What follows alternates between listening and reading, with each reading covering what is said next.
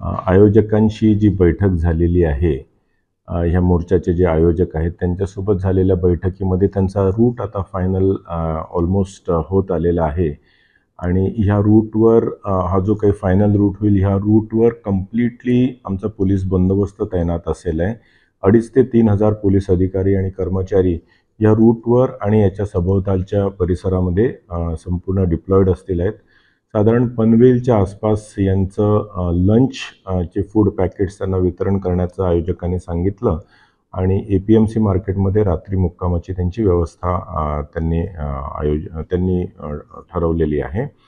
तर या दृष्टिकोनातून त्यांचा रूट हा सुरक्षित असावा आणि APMC मार्केटमधली जागासुद्धा सुरक्षित असावी याची सर्व पाहणी पोलीस अधिकारी कर्मचाऱ्यांनी केलेली आहे.